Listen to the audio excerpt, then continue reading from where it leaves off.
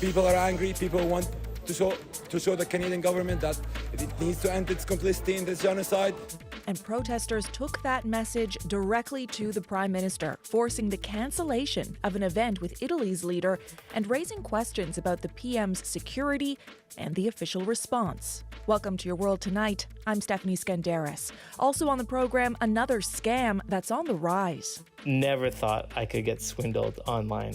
I thought that was for a different kind of person, not me. We'll tell you about the fake businesses to watch for when you're shopping online.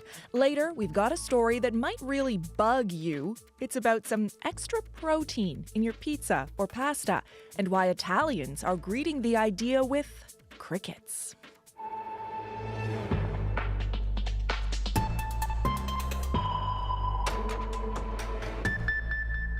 The Prime Minister's security arrangements are facing scrutiny tonight after a group of pro-Palestinian demonstrators in Toronto were able to shut down a dinner reception to honour Italy's Prime Minister.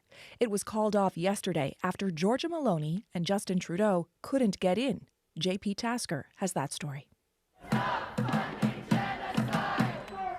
More than 200 pro-Palestinian protesters gathered outside the Art Gallery of Ontario in Toronto last night. A noisy demonstration that forced the cancellation of a reception with Prime Minister Justin Trudeau and his Italian counterpart, Giorgia Meloni. You are complicit in the genocide! Your hands are red! One demonstrator directed his rage at Trudeau's International Development Minister, Ahmed Hussein. It was captured on tape by a Canadian press reporter as he was held up at the venue's doors. You are complicit in the murder of my family members and my friends! Shame on you! Police moved to control the crowd. Stay back! Stay back! One protester spoke to CBC News. He gave only his first name, Gazan. Justin Trudeau was supposed to be here today, and we wanted him to hear our demand, and we wanted him again to call for a ceasefire again. Gazan said their main demand of Ottawa is to stop military exports to Israel. People want to show the Canadian government that it needs to end its complicity in this genocide, and cancelling the event, I think, is a success for today. But Toronto Liberal MP Marco Mendicino has a different take. He was at the event and said in a social media post that these thugs think they scored a win last night, but all they did was lose public support and embarrass themselves. Things were getting really personal and highly emotional for some of these protesters. P.Y. Bourgeois is a former deputy commissioner of the RCMP. He says a highly charged protest like this one could have spiraled out of control. Agencies needed to call off the event to protect everyone and avoid some type of incident that could have diplomatic consequences. Some Palestinians and their supporters are frustrated with Canada's continued support of Israel, says Aisha Shirazi. She's an activist in Ottawa. It's coming off the backs of people feeling really helpless. Disruptive protests like this one are a way to put pressure on Ottawa, she says. Did it achieve results last night? I guess, some would argue, yes, it did, because their frustration was heard. Trudeau has faced angry crowds before. He was shouted out of a Toronto mosque last fall. And at Ottawa's Convention Centre in December, protesters blocked federal politicians from leaving a summit on anti-Semitism. One gets the impression that there are more brazen attempts to actually disrupt events now. Michael Wernick worked closely with Trudeau as the government's former top civil servant. He says yesterday's protests hit particularly hard as politics becomes increasingly polarized. I know people that decided not to run again in 2021 or won't run again next year because of this work environment, largely because they don't want to put their families through it. Wernick expects these protests to continue with higher security costs for the taxpayer. The bill to protect the Prime Minister is nearly $3 million a month. JP Tasker, CBC News, Ottawa. In Rafah, in southern Gaza, rescue workers dig through the rubble of what was once the home of the Abu Anza family. According to the Hamas-run health ministry, 14 members of that family were killed in an overnight airstrike, including Rania Abu Anza's newborn twins. Who will call me mother now, she asks, holding her children's bodies. More than 1 million Palestinians are in Rafah seeking refuge from the war. About 300 kilometers away, in Cairo, a Hamas delegation arrived for ceasefire talks. On Saturday, a U.S. official said Israel had essentially accepted the proposed framework. However, Israel boycotted today's talks because Hamas rejected its demand for a list naming the hostages who are still alive. I think the details really matter. Former Israeli peace negotiator Daniel Levy says despite pressure from Washington to reach a ceasefire and hostage deal before the start of Ramadan, the two sides remain far apart. The fundamental gap is an Israeli position which says 6-week pause followed by continuing the war after the 40-day pause, and that they will move on Rafah. So that's the Israeli position, more war.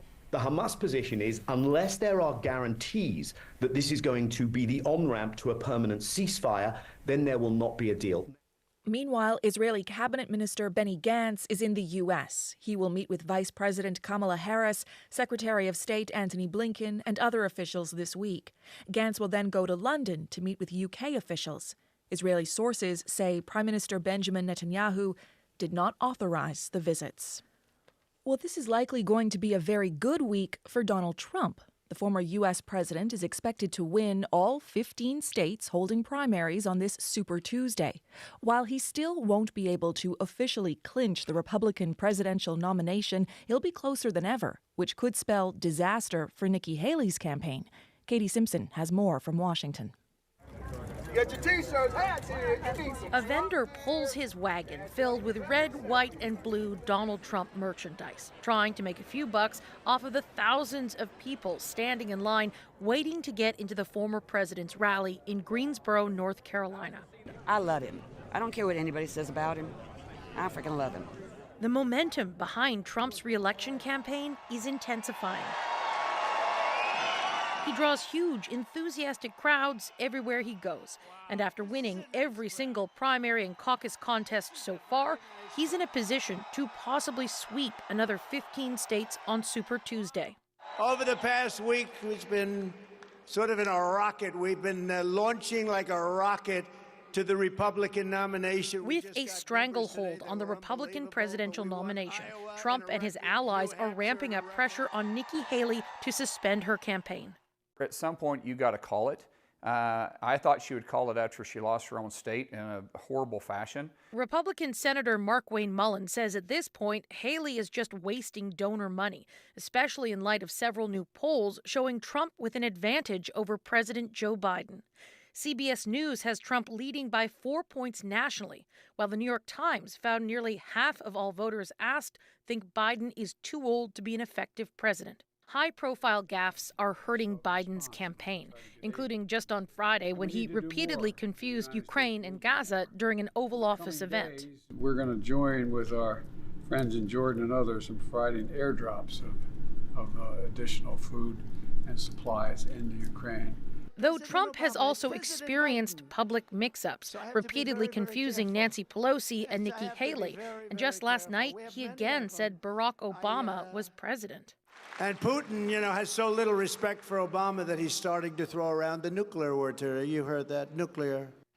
Despite all of this, Haley hasn't been able to break through to connect with voters in a meaningful way. Oh, it's great to see all of you. She's campaigning hard heading into Super Tuesday, holding rallies in multiple states in the hopes of staving off another embarrassing showing.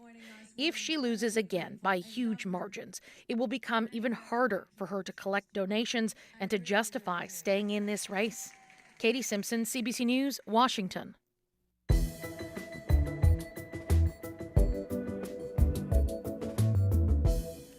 A powerful blizzard has shut highways and trapped travelers in the Sierra Nevada mountains, the range between California and Nevada.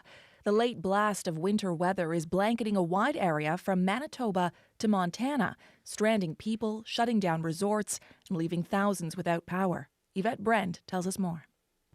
Mary and Jeff Wyckoff live in a tiny California community almost halfway between Sacramento and Reno, Nevada, on Route 108. They're used to braving the snow to walk their dogs, but not like this.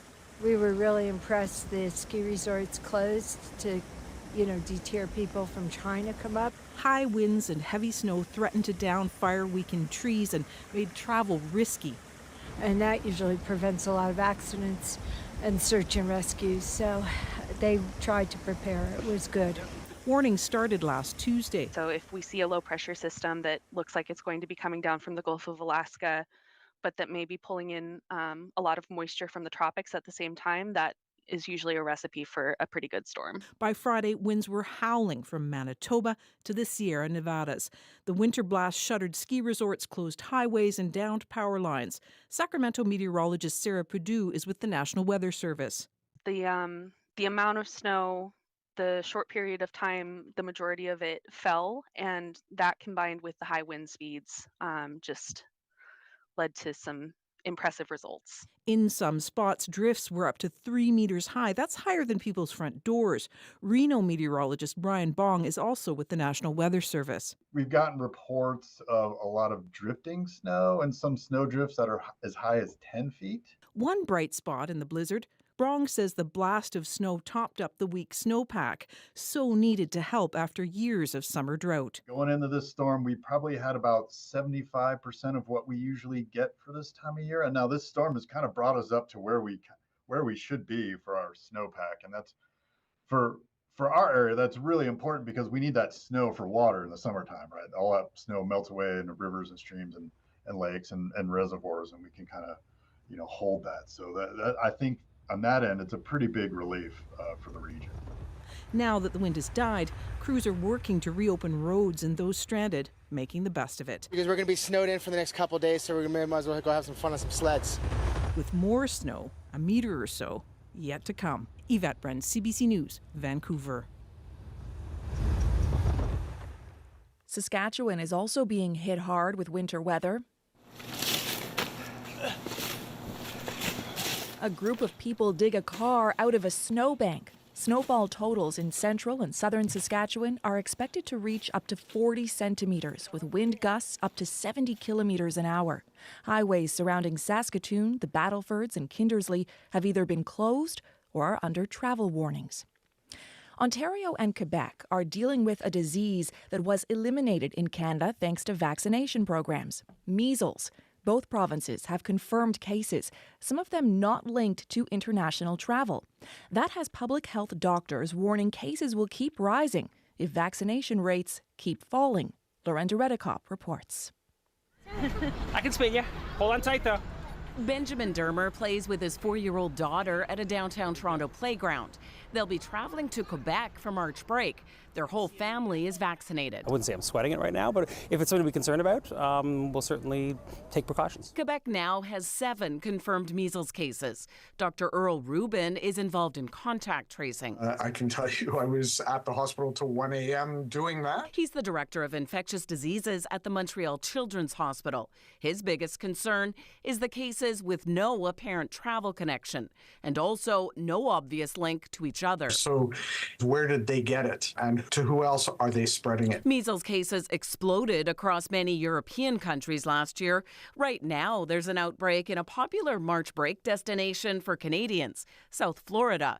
9 cases in Broward County near Miami. Demi Kavanaugh is a parent there. It makes me a little concerned. So my daughter's fully vaccinated, but my son can't get his second one until he is 4. Health officials say the best protection is to have both doses of the vaccine.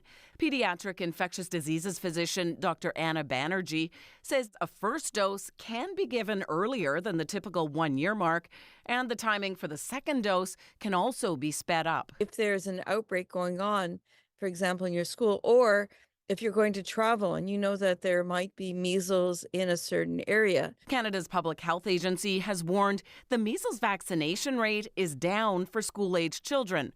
Most recent data showing fewer than 80% of 7-year-olds had both doses, in part due to people falling behind during the pandemic.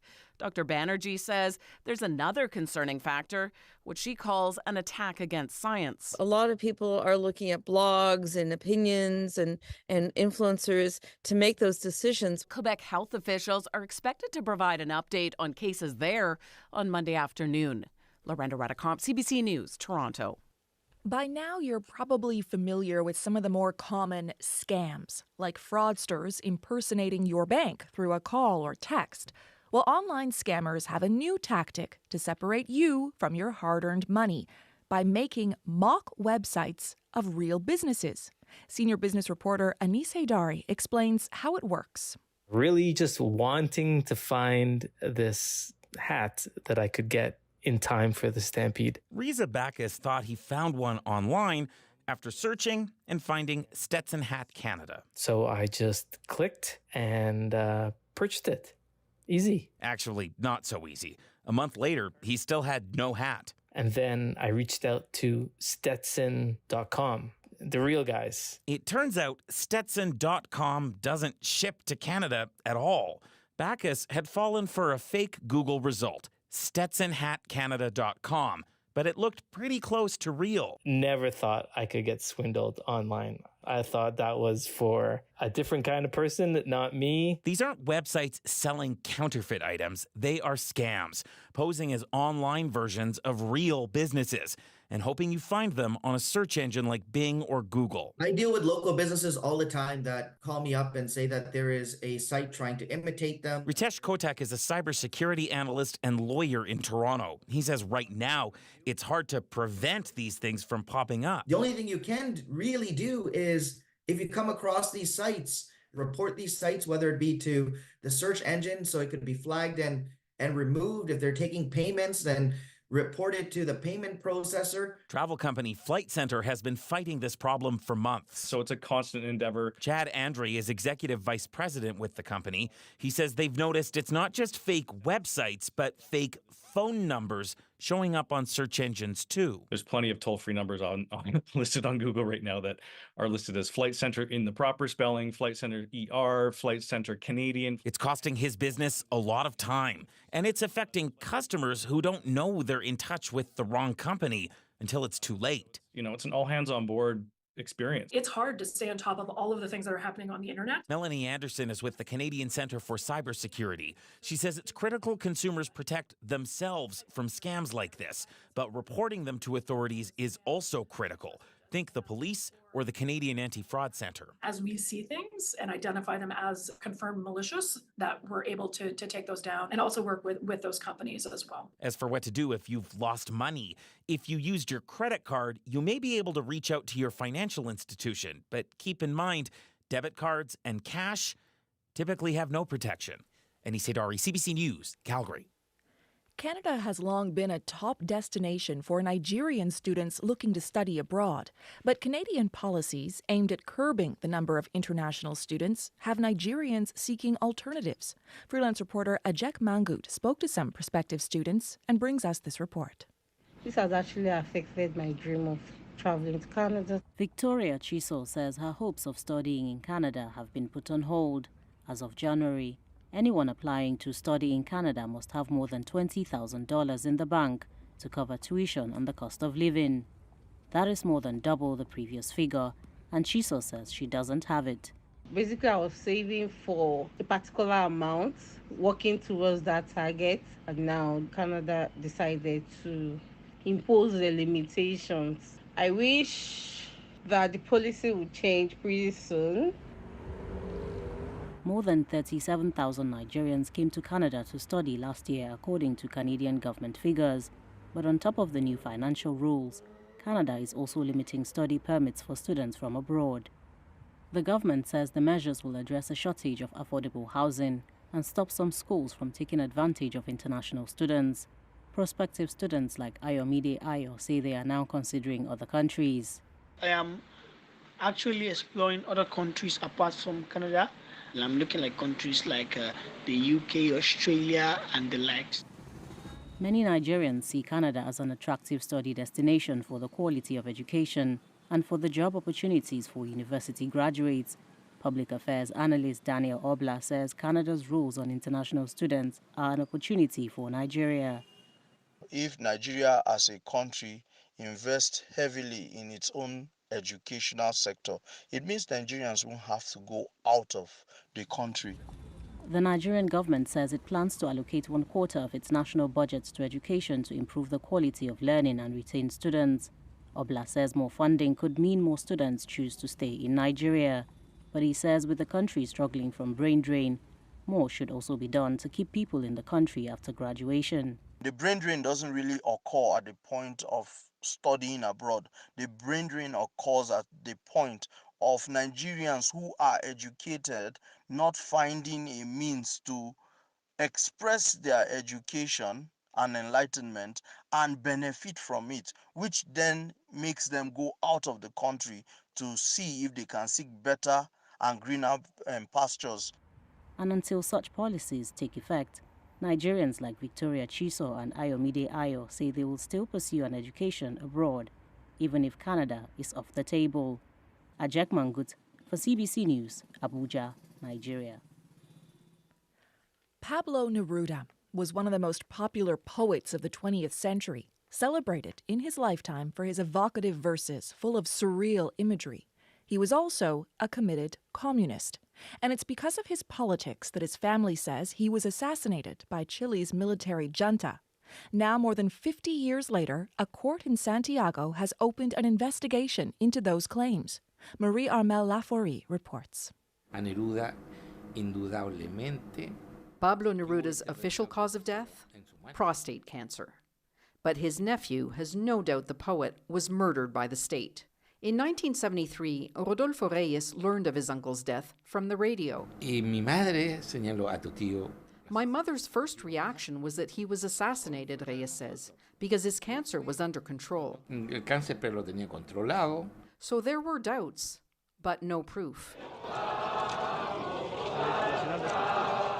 Only weeks after the coup that brought General Augusto Pinochet to power, as soldiers were rounding up political opponents, nearly 2,000 people braved their fears and attended Neruda's funeral. It's considered the first protest against the dictatorship. But it was only years after the return to democracy that Neruda's driver accused the military of murdering the Nobel laureate with a deadly injection. The Communist Party demanded an investigation. The party's lawyer, Manuel Luna, says it's a matter of historical truth. It's false to claim he arrived in a critical state at the hospital and died of cancer, Luna says, and that lie cannot remain on the record. The court ordered Neruda's remains be exhumed. Fragments of his bones and a tooth were studied by the specialized labs at the University of Copenhagen and McMaster University in Hamilton, Ontario. They concluded that cancer did not kill Neruda. They also found traces of botulism, a deadly bacteria. Debbie Poinar is part of the research team from McMaster University. She spoke to CBC Radio last year. When we started the project, we made it very clear that we could never say, well, he was murdered or he wasn't. I mean, what I can say is that the science has not ruled out third-party intervention at this point. The court unanimously decided to reopen the case. And in the coming weeks, it will officially ask those international labs to continue their research. The court also wants to hear from the few remaining witnesses and do a handwriting analysis of Neruda's death certificate. Despite all the mystery, there's little interest in the case in Chile. Neruda's legacy has suffered after activists pointed out a passage in his memoirs in which the poet confessed to a rape. But lawyers insist that should not prevent the investigation from continuing and finally revealing the truth. Marie-Armelle Laforie for CBC News, Santiago.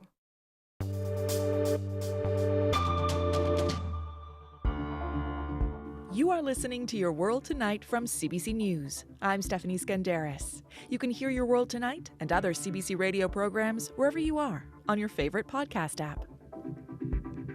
From cakes and cookies to pasta and pizza, flour is a key ingredient. One food producer in Italy is pushing the pantry staple in a bold new direction. Instead of wheat or almonds, say, they're making flour with pulverized crickets. But that idea is flying in the face of Italy's closely held culinary traditions. Megan Williams now on why some Italians are bugging out. If you close your eyes, it's easy to feel like you're in the woods at the edge of the sea on a muggy summer day. Instead, this is a humid room that smells a bit like shrimp, and that's stacked with plastic bins filled with crickets. That sound, 45-day-old male crickets trilling out their mating call. This is the breeding room of Nutrisect, a company in Italy's central region of Le Marche that's the country's first to raise crickets for high-protein flour or powder. I maschi sono più piccoli. In another room, company co-founder Jose Cianni shows off some younger crickets as they crawl along cardboard egg cartons that serve as their nest. Nearby, a bin of newborns, the size of poppy seeds, swarm around. When the crickets reach 30 days old, they're moved to a machine that gently lowers their temperature, lulling them to sleep until they die. They're then shipped off to another company where they're freeze-dried and ground into powder. È un insetto molto molto delicato. Crickets are a very delicate insect and die easily, so there can't be any overcrowding, says Cianni. That's not the only challenge. After the EU approved the sale of the insects for food a year ago, Italy's right-wing government stalled on greenlighting insect products until last December, saying it contaminated Italian culinary tradition. Stiamo allevando grilli, oggettivamente è un tipo di allevamento che non è intensivo. But co-founder Fabrizio Lunazzi says it's high time Italy promoted the environmentally sustainable food product that uses a fraction of the resources that go into producing meat. But a recent poll showed Italians don't seem much more ready than their government, with only 1 in 6 being open to trying insect products in their diet. Many chefs here, though, feel differently. Pizza maker Carlo Del Buono kneads a ball of dough mixed with the cricket flour in his restaurant outside Rome. He says he thinks it'll be a hit with clients and plans to put it on his menu as a protein pizza. Questa fragranza, no? Della vista mista con... It adds a nutty note to the dough, like hazelnut, and even a bit of anchovies, he says. Those are tastes that fall well within the Italian palate. Della nostra pasta italiana fatta con il 10% di questa farina qua. Back at Nutrisect, Jose Cianni shows off some penne pasta, also made with cricket flour.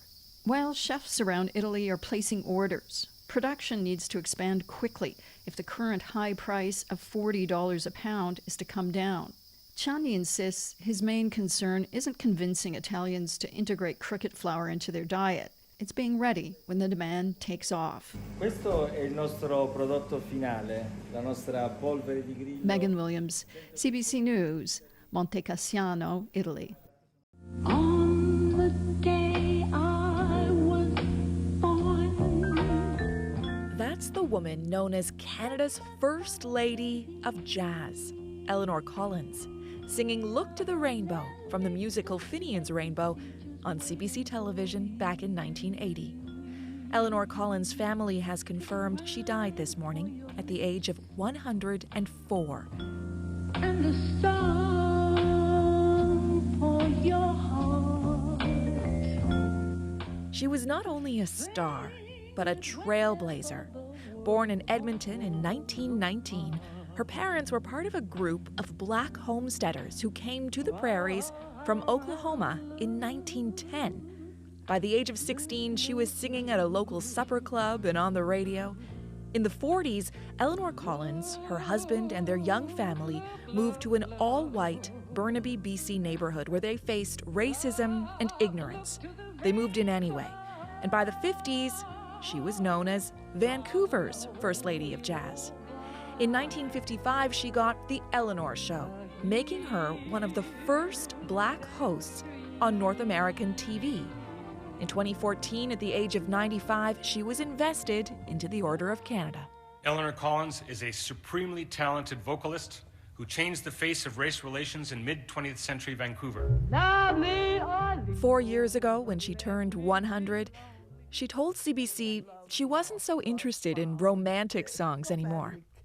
They were nice in their place, but they have no place for me now. And so I'm more interested in songs that are inspirational or songs that might heal you.